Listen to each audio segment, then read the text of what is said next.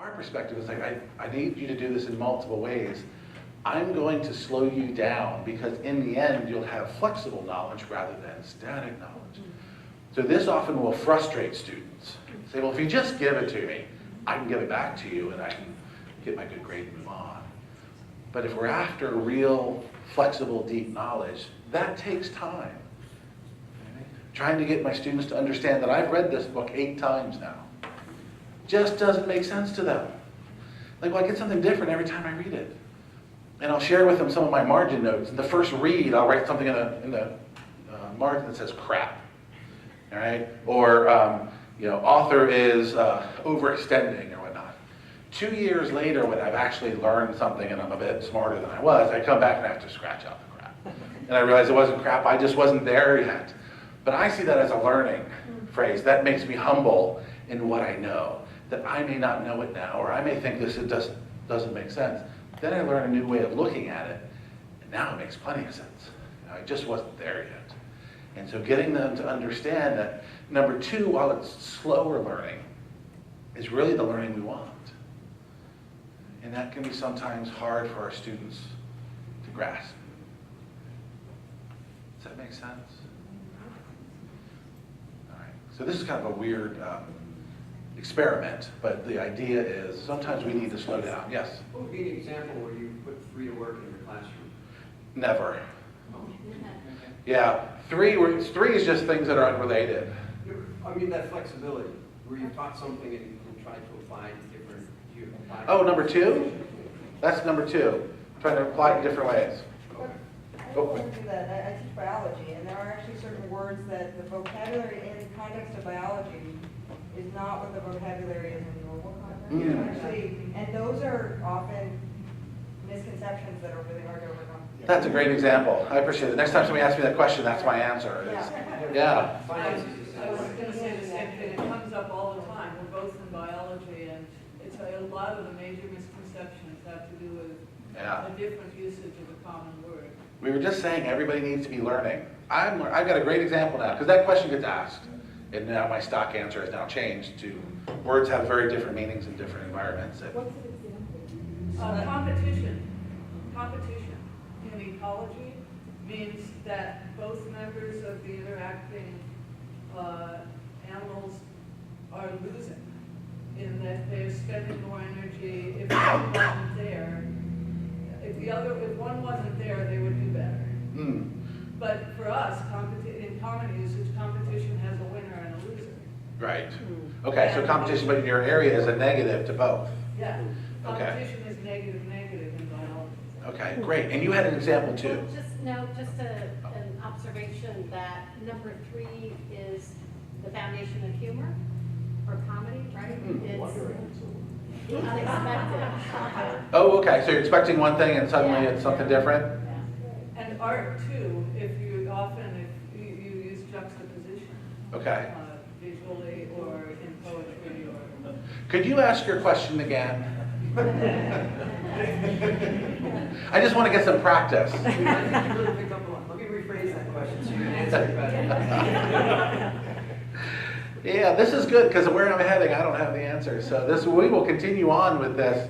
Let's humble the speaker, which I think is a good thing. So what we've got here is a way of thinking that sometimes we need to slow down and understand that the fastest way to do something is not necessarily the best way to do for long-term gains.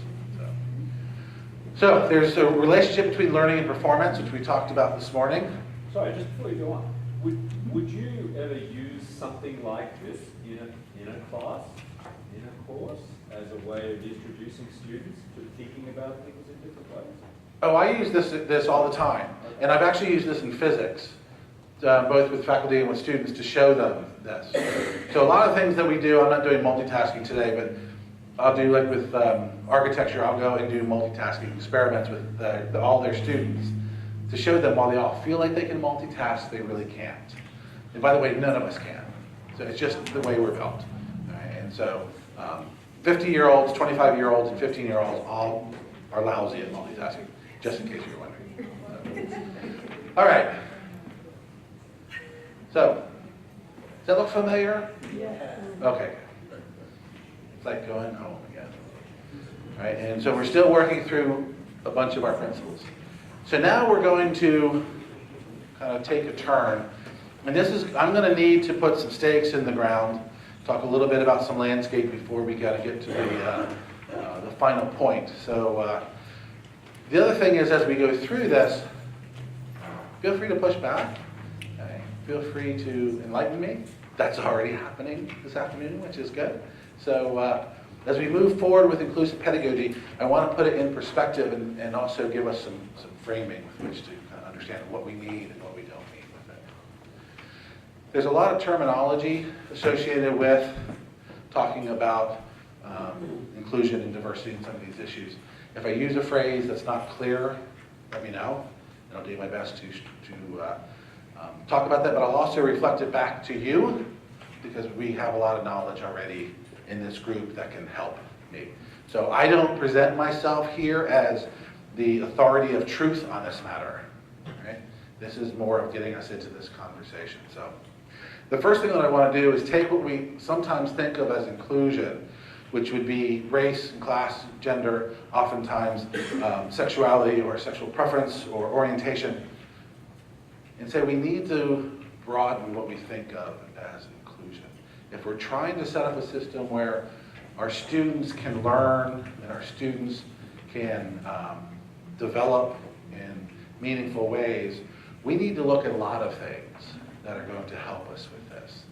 And so sometimes when we're talking about inclusion, we narrow it too far, and oftentimes it gets narrowed down even further to race, and we want to expand that to our students who might need support, or that we need to have them be successful, so we need to understand.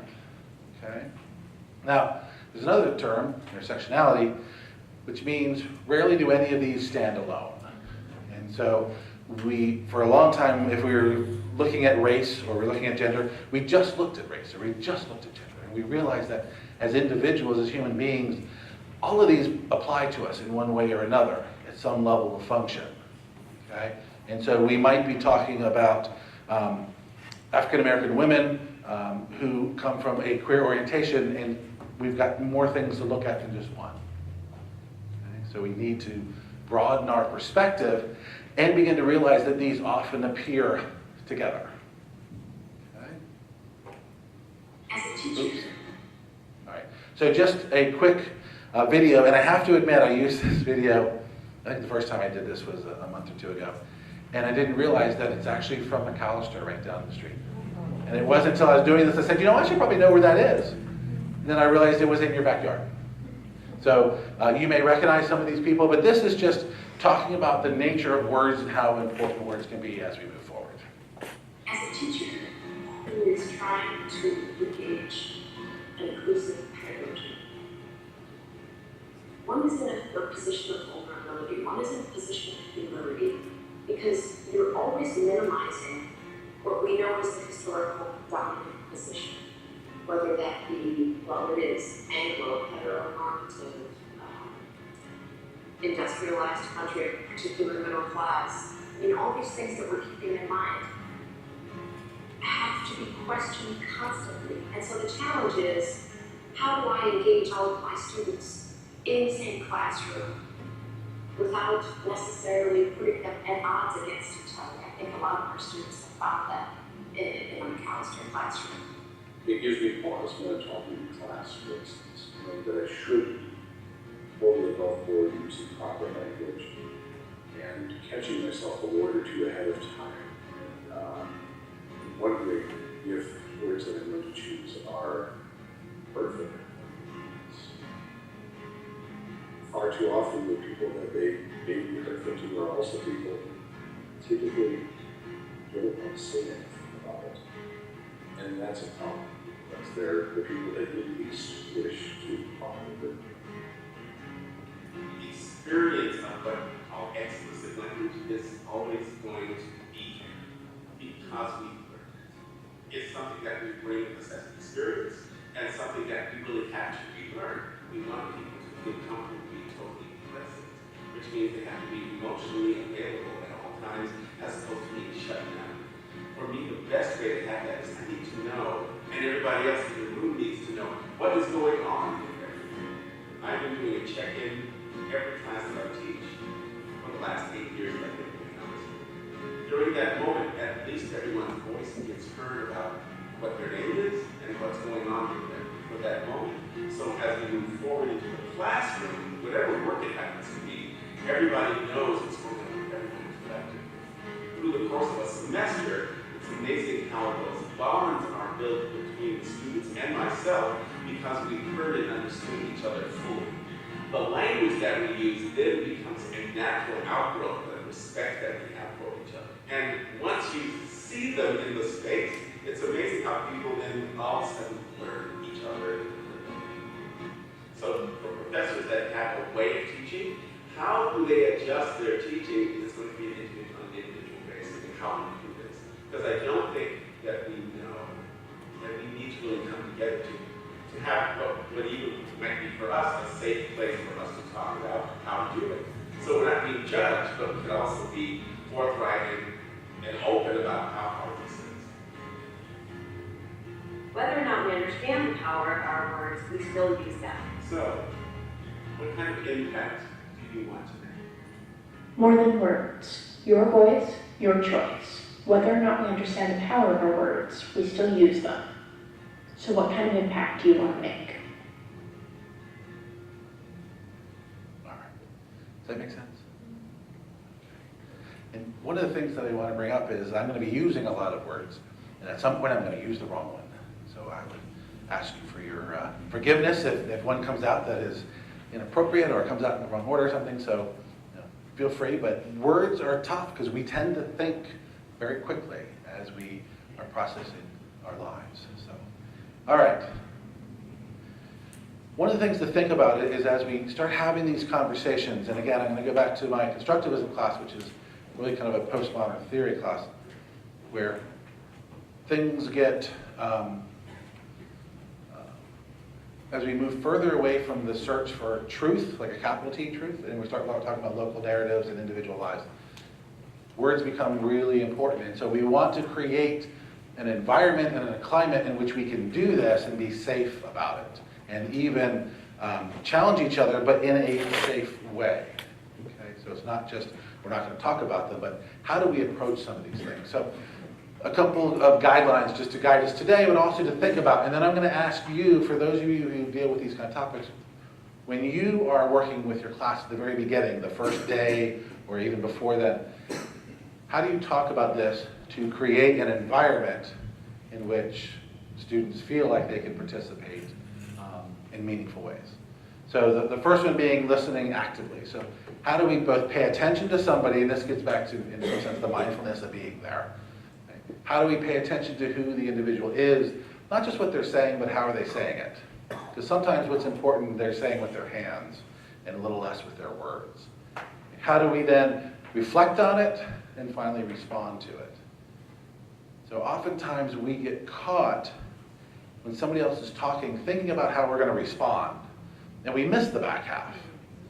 And it's always one of those things that makes me shudder a little bit when somebody jumps in to finish something off and that actually wasn't where they were going. And they're like, well, no, actually I meant to, was doing this kind of thing. It's like, yeah. So we've got to be making sure that we're present in that moment as they're talking so that we can think about it and respond to it in ways that are appropriate. Speak from experience, that is our own experience, because that's what we have. It's really difficult to speak for somebody else. I don't know your truth. I don't know where you've been. I know where I've been, and I know what's coming from me, but we've got to be careful when we start using broad brushes. Okay? Respect others, their thoughts, their feelings, where they've been, who they are. And that can mean lots of different things. And so I didn't want to list a whole list of these, but remember that we're dealing with other individuals, and how do we respect them and where they've been and who they are at the moment. Pause to process. We need time to think. And if we're dealing with challenging topics, we may need more time. And so we don't need to fill the silence. Okay? And so sometimes silence is that thing that allows us to catch up. What do I really think about this? Okay? And if somebody's not talking, let them not talk. As opposed to, well, you haven't said anything, what do you think? Say, I'm still thinking about it. I'm not there yet. Give me a little bit more time, so pause to think. And forgive our humanity. Okay? We need to recognize that there are times when we may say something or do something that others may take a look at or to judge, and that from the perspective of human beings, sometimes we just need a break. It's like, yeah, okay, I just used a word that I didn't mean it that way, or I didn't understand the impact of that word on you, and I'm gonna need kind of help back into this. And it happens. There are times, one instance when I was teaching class, it was right near the end of winter break, and I said, so what are you guys doing, for Christmas? Didn't even faze me. It didn't even dawn on me that, my Jewish students in class were going, well, I'm not sure. It's just a Thursday, I wasn't doing anything. And one of them came up afterwards, and it was a friend of mine who worked in the same building, and said, well, that kind of put us in an odd situation. I was like, yeah, sorry about that. So now I use that as an example, but now I say, so what are you guys doing over winter break? It gets to the same thing. What are you guys doing without having to necessarily put some people at odds? There are times when we phrase things that we didn't realize was going to have a particular impact. And once we do, then we move forward. But we may need people to be kind with us in the meantime. Okay? How else do you talk about as you're trying to create an environment where people can have these conversations? What else do you do to allow that to happen?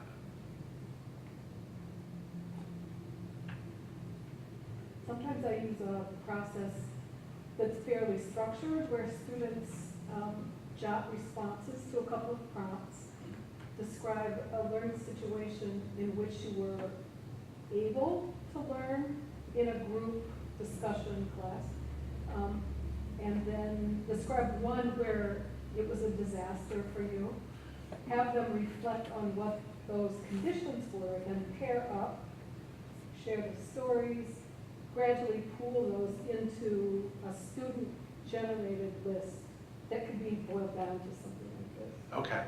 And one of the things I like about that is starting with the individual. If you start at something larger, even if it's pairs, then you may have students who just kind of acquiesce to what the other person's talking about. But when we start with our own stories, then we're able to share and build from that. And so it ends up being an inside-out process. Yes? I think that just taking the time to do community building activities where students get to know each other as individuals, as people. Mm-hmm. So before you can talk about hefty, really dicey issues, you have to know what's your favorite thing to eat for lunch. Mm-hmm. If you had $20, what would you go buy right now? Would you buy anything? Yeah. What's your dream vacation? I mean, just some of that personal, so that people can say, you know what, I hate snow too. Man, there are 9 of us in here that hate snow. What are we doing in Minnesota?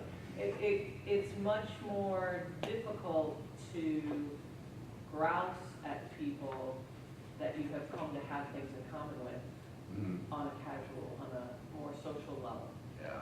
So getting to understand who the other people are and a little bit of their humanity or similarities and differences, just being. Okay. I teach a course in a prison with incarcerated individuals and then Hamline students. Mm-hmm. And so an activity we do about harm is I pose a question and each student writes their one-word response on a piece of paper, and then I collect all the piece of papers and then hand them randomly back out, and then everyone has to speak someone else's sort of truth. Mm-hmm. And then we, as they're each person saying it, writing it on the board, and so it creates this sort of equity across the group, that everyone can see that we're not as different as we thought, but then it also sort of allows people to be very vulnerable but anonymous, and then to start those sort of conversations. So I think it gets people to listen, and they're using a feeling that they have, and I think it kind of seems to go through a lot of the guidelines, and I've never thought of it that way, but. Yeah, and I love that way of distancing what I want to talk about in a personal sense, but doing it safer because somebody else is going to talk about it. And then that person, well, this isn't mine, so I'm happy to go ahead and talk about it. And now, though, it becomes something that we can share without necessarily saying, well, that's how you feel. Right. So I love that. I love that technique. Yes? Around the listening actively, particularly when things get maybe tense or more contentious, we do a lot of mirroring. Like if you're going to respond to somebody, you have to echo back what you've heard them say first. So you can be on the same page about what they're asserting before you address the counter. Yeah, and that reflection can take a couple of forms. One can be, this is what I've heard you say. So a little bit of what we might call member checking. Can you verify? The other might just be a follow-up question. Can you talk more about that concept? You know, which kind of means I'm not quite sure, or I just want to hear you talk more about it. And I'll do that in class like, can you just talk more about that? And I want to hear where they're going with certain things. That's great. Good. What else? Just staring at you. Yes? I'm going to flip this for a second because I teach psychology and I teach abnormal psych and clinical psych and psychotherapy. Sure. So I think students often come in thinking they're going to talk only about their own selves. And I think there's a place for that, and I want there to be a place for that. I also want, because many students are struggling in the moment, so I appreciate that. I actually would actively avoid the person in the Mac video who said, I want people to check in at the beginning of class, because I think that makes students so vulnerable in the moment they can't even pay attention to the actual material. And so I do set it up to let them know that this place, when we're talking about these topics, it's actually, for some students, important that it be neutral. And so they're not always processing through their own pain, because then they just go fall apart every day. And I think that it's, you have to juggle. Sure. And you have to align this with what it is you're talking about and the nature of your class. So if I'm teaching my statistics class, I'm going to have less of this than when I do my constructivism class, just because of the nature of the class. Now, we have something in tech called the Principles of Community, which is a version of this. It's about respecting each other. Any class I teach, we talk about that, because I want to make sure everybody understands that part of being a member of this class is respecting what everybody else is doing, and that still leaves space for teaching the bulk of some of that knowledge. Yes? There's a quick check-in approach that I think might get around part of the issue that Ron was talking about, which is to just use a one word that expresses how you're feeling, is what pops into your head, exhausted, thrilled, whatever. Yeah. And that can depersonalize and yet serves the purpose of acknowledging where the person is, and also would give me a sense of what the energy in the room is like, which might dictate what direction I would go. The other thing I was going to mention, I was curious about that opening as a way in the Nature and Art and Healthcare course that I was teaching. I actually had mindful meditation at the beginning of each class in the first 5 minutes. And it's the only class I have ever taught at Hamline where everyone tried to get there 5 minutes before the start of class. And when people came in late, they would sometimes come in during the meditation, and they would frequently come up and apologize afterward, oh, I couldn't find a parking spot or something. So, that, of course, doing that practice has to be woven in some way and takes some thinking, but I thought of perhaps linking a quick check-in to acknowledge where people were could be paired nicely then with a, and now let that go. And Yeah. concentrate on the breathing. And for me, the check-in is softer. So I just come in, I'm like, so, what's going on? Who has something to share? And so everybody doesn't have to speak, but if people have things to share, that's an opportunity for them to do that. The other thing is I use nameplates. I use nameplates so that everybody can kind of address each other by name for the beginning part of the class, because I always have a hard time. I've got 20 students, so by the end of the first day, I've got them. But when I show up the second class, I've only got about half of them. So I've got to start over again. And so for me, it's important to understand who they are and be able to call them by name, but that always takes me a little time. And we have, I don't know, do you have pictures of your students online? Yeah, ours always look like they're just depressed or they just got out of jail or somebody just kicked their dog. They're all like that doesn't even look like you. That's not helping me. And at one point, I did this early on, so this was like 15 years ago, I had them write their name on a card and I passed around a camera and they would just hold it up and they do that. I decided that was a little intrusive. And so I decided not to do that. And somebody looked at me and said, you couldn't do that in New York. I said, yeah, I probably should stop doing that. So Sometimes you try something and it's just not really what, what's going to work, and that's okay. So we've actually just done that. All right. Now I want to kind of jump off the deep end a little bit here and put inclusive pedagogy in some context. There's different perspectives on teaching learning process. There's different pedagogical perspectives, and so I want to lay out kind of how I see some of these. And again, I don't claim any capital T truth on this. I want to provide some perspective on what we're doing and what we're really not doing. So as I mapped these out, I came up with 6 different approaches, and there's overlap more or less to each of these. And so as we look at these, if we start on the left-hand side, the traditional pedagogy, I'm going to use this in kind of the stereotypical, somebody is getting up in front of class, they've got 58 slides for a 50-minute class, and it's mostly presentation methodology. In that case, we're really focused on the content. What's important if we're using that perspective is the nature of the content itself. Okay? If we're not doing problem-based learning, if we're not doing critical thinking, things along those lines, the whole idea is my job is to present the content, and when I'm finished with that, I'm done. Okay, taking no responsibility for learning, I'm just content focused. And I told you about my colleague who does the outline with the squeaky thing. So we're content focused if we're doing that just kind of delivery model. If we move over towards the active pedagogy, which is really what we've been doing today, we want to take into account student learning. So we're taking it from a content-centered to a learner-centered and processing-focused. So we're focusing on the learning from a processing standpoint. And so the content's still important, so it's still in our circle, but we need a bigger circle because we have to take into account how are students going through this process of learning. Okay, does that make sense? So one is very content-centered, one is very processing-centered because they have different approaches. Now we're going to shift in. Now, a couple of things. One, the left to right has absolutely no meaning. It's not left is bad, right is good. It's left is left and right is right, and that's about all it means.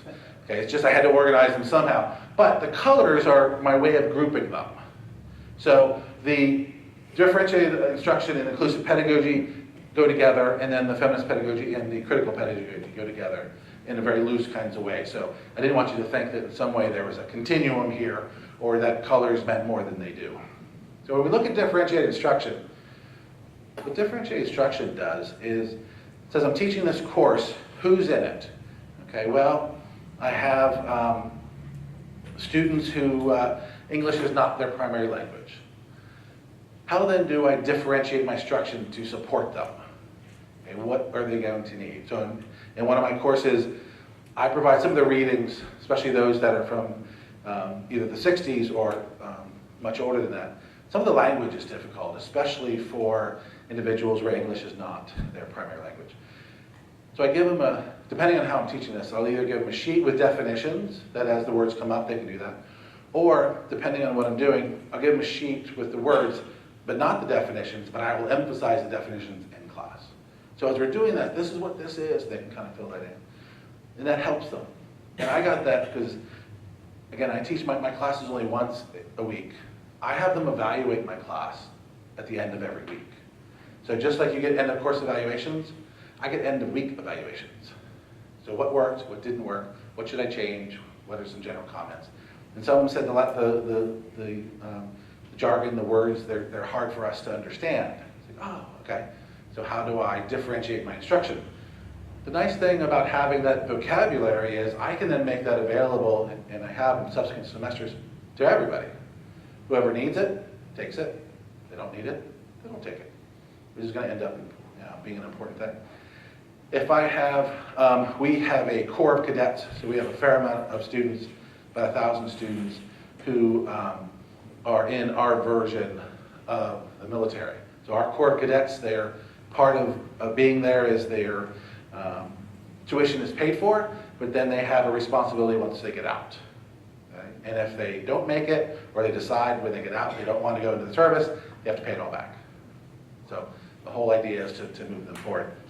So we will get a decent number of veterans coming back to Virginia Tech for various reasons.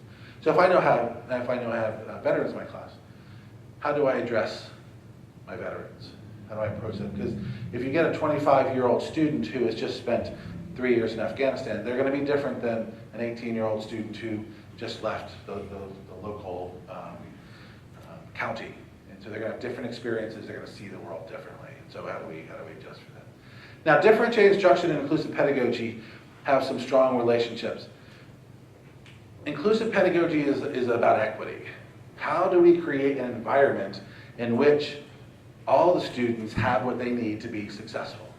Now, that's not the same thing as treating everybody equally. Treating everybody equally means taking something and just giving it to everybody, whether they need it or not, or whether it's the solution to something that they need in order to be successful. So the equity perspective is, I know I have different people, which means different people are going to need different mechanisms for success. So how do I do that? And how do I try to approach that from day one, from the beginning? Rather than, if I try to figure out what all my subgroups are, I'll always have subgroups I'm going to miss. So how might we approach this? I see inclusive pedagogy as ongoing. And so part of an inclusive pedagogy approach is always modifying instruction in order to make it more appropriate for different needs. But the whole idea is to find out who's going to need support and how, and making sure they have what they need to be successful. Okay? We good with that? So how do you find that out? Is it the weekly assessment thing? Yeah, it's a combination of things, from doing some research to figure out, so if I have students who are coming back from Afghanistan, how do I support them? What do they need, what do they not need? How do I, for instance, if for some reason I need to show videos and there's going to be a fair amount of war-oriented themes or whatnot, if I were going to do something like the ethics of war, they probably should know that in advance. So do you ask them that, or do you get this from your institution? It's I'm a- wondering how yeah. you tease out who is kind of, who your demographic is. Yeah, to a large extent, a lot of my demographic comes from just getting to know the students. Some of them I will know in advance, but we don't get a lot of information from the institution. We do have several programs that are there to support veterans, so I can go talk to them and find out, what I don't know as a faculty member, because as a faculty member you can't know everything about everything. So this is part of that approach of trying to support students. And so part of it are things like this, but also thinking about who are my students, how do I support students of color, for instance in STEM, in our engineering departments. There's a large push to support women and individuals of color because they tend to drop out of STEM. So how do we support them so that they can be successful? Okay? Again, I don't declare that I have all the answers. Sometimes all I do is have the questions and then I point. So somebody comes and says, hey, this class, how do I support them? They know. Let's go talk to them. So I only have a partial answer for you. Well, I mean, I know like on the first day, I have my students say a number of things, like how can I get in touch with them? Like, are there